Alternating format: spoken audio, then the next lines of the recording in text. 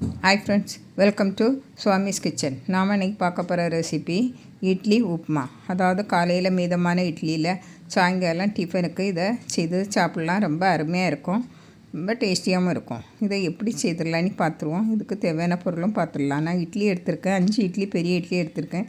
அது நிறைய தண்ணி விட்டு போட்டுருங்க, கொஞ்சம் ஊறணும்.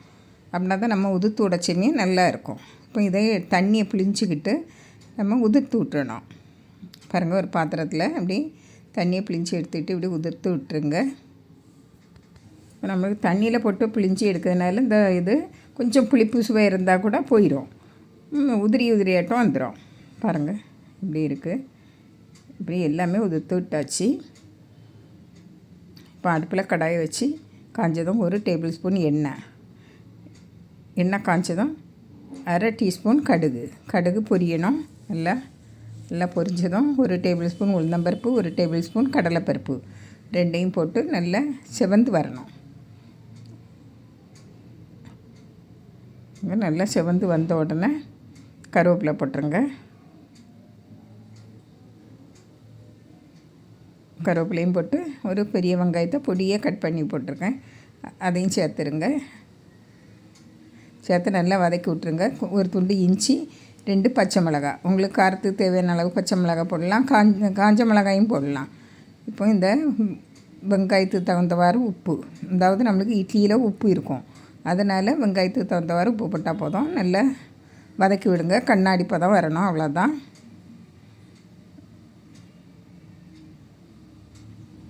இப்போ கொஞ்சம் பெருங்காயத்தூள் போட்டுருங்க, மஞ்சள் தூள், கொஞ்சம் மஞ்சள் தூள் போட்டால் உங்களுக்கு இது ஆப்ஷனல் தான். கலராக வேணும்னா மஞ்சள் தூள் போடுங்க, இல்லை வெள்ளையாட்டே இருக்கட்டும் அப்படின்னாக்கி மஞ்சள் தூள் போட வேண்டாம். இப்போ நம்ம உதுத்து வச்ச இட்லியை போட்டுடலாம்.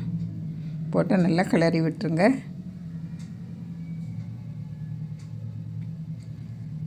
எல்லா பக்கமும் அந்த எண்ணெய், வெங்காயத்தில் உள்ள மசாலாக்கள் எல்லாம் சேர்ந்து வரணும். அப்படின்னா நல்லா டேஸ்ட்டாக இருக்கும். நல்லா டேஸ்ட்டாக இருக்கும். இது நமக்கு இட்லி, மீதமான இட்லியை வேஸ்ட் பண்ணாமல் இப்படி செய்து சாப்பிட்டா ரொம்ப அருமையாக இருக்கும். இப்போ நான் 2 இல்லைனா 3 டேபிள் ஸ்பூன் வறுத்த வேர்க்கடலை இப்படி 1-2 பொடிச்சு அதில் தூவிடுவோம். நல்ல டேஸ்ட்டாக இருக்கும். இப்படி நீங்கள் தூவினிடலாம், இதுவும் ஆப்ஷனல் தான். என்னமோ உடனே இறக்கிடலாம். இறக்கி வேறு ஒரு பாத்திரத்தில் மாற்றிடுங்க. எவ்வளோ உதிரியாக இருக்கும், நல்ல வாசனையாகவும் இருக்கும். பாருங்க, இட்லி உப்புமா ரெடி. ஈவினிங் ஸ்நாக்ஸுக்கு இல்லைன்னா நைட்டு டின்னருக்கு ரொம்ப அருமையாக இருக்கும். இதே போல் நீங்களும் செய்து பாருங்கள். பிடிச்சிருந்தால் லைக் பண்ணுங்கள், ஷேர் பண்ணுங்கள், கமெண்ட்ஸ் பண்ணுங்கள், மறக்காமல் சப்ஸ்கிரைப் பண்ணுங்கள். தேங்க்யூ.